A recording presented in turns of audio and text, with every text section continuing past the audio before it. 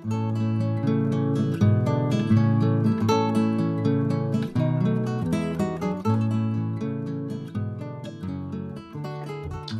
magandang araw. Ako nga pala si Ronel and welcome to this reflection from the book The 7-Minute Marriage Solution by Stephen Arthur Byrne.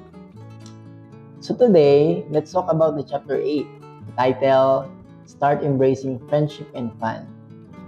Ito ang isa sa pinaka-practical at nakakagaan na chapter sa buong book. Tayo ay dadako po sa main point po natin. Let's keep it simple and honest. Sabi ni Stephen Arthur Byrne, marriage is supposed to be friendship, or marriage is supposed to be a friendship, and friendship is meant to be fun. Alam niyo kasi minsan, marriage becomes too serious.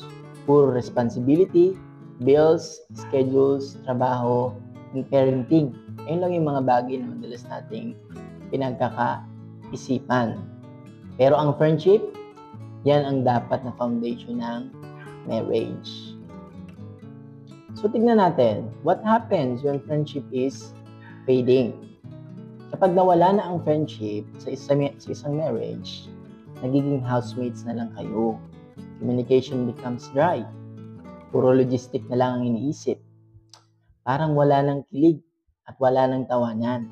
At kapag nawawala ang joy, ang marriage ay nagiging trabaho, hindi relasyon. Ang tanong, paano natin ibabalik yung saya? Now, magbibigay ako sa inyo ngayon ng steps or practical steps na makikita natin sa libro na ito. Step 1, schedule intentional fun. Hindi ito yung hinihintay lang. Kinakailangan tanuhin nyo. For example, weekly friend night. Kahit sa bahay lang. Pwedeng maglaro kayo ng game, manood ng movie together, or magluto together. No pressure, just joy. Step 2, laugh together. Araw-araw, humahanap tayo ng something to laugh about. Kahit simpleng memes lang sa Facebook. For example, funny videos. Kwento nyo nung bago pa kayo. Tawanan is healing. Dapat po natin tandaan po yan.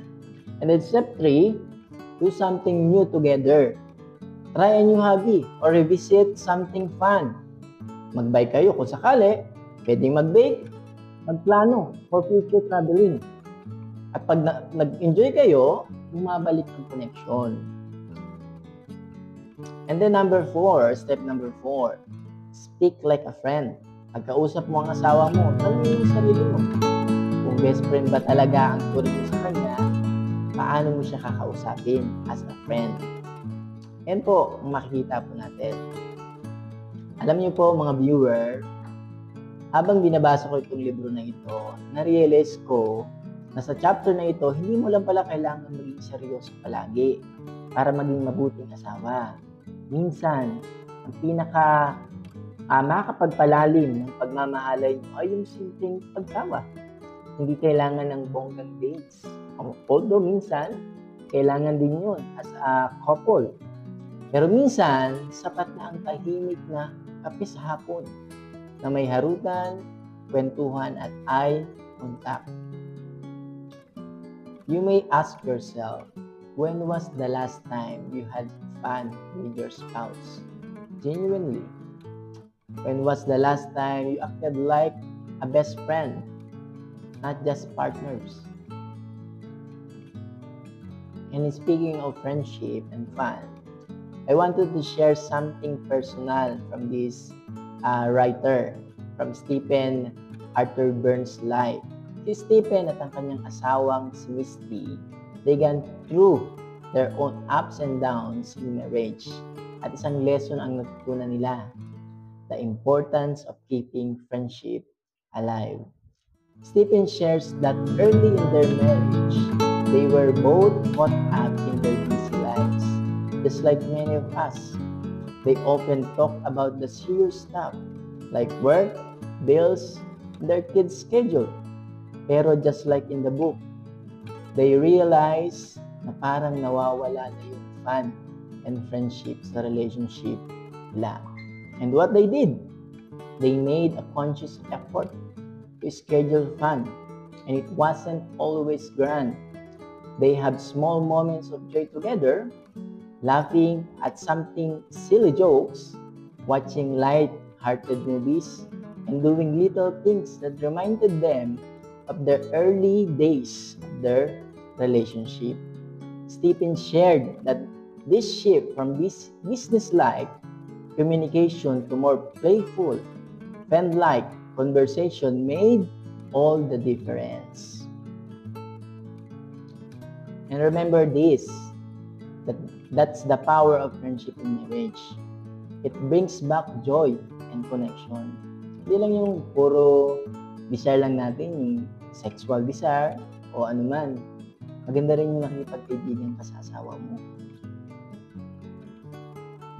So, final encouragement and challenge. Kung gusto mong i-revive ang joy ng marriage nyo, this is a starting point. Friendship and fun. Hindi ito childish. Hindi rin ito luxury. It is a necessity. So here is some challenges na pwede nating magawa ngayon pong week na ito. Friendship and Fun Challenge. Magplano kayo ng one fun activity this week. I-prioritize ang tawanan. Iwasan muna ang seryosong usapan sa activity na yun. Tignan mo kung paano ito makakatulong sa connection nyo. Pray for fun. Pray for laughter. And thank God that marriage is a gift meant to be enjoyed together. Let's bring joy back to love, one love at a time. Thanks for watching.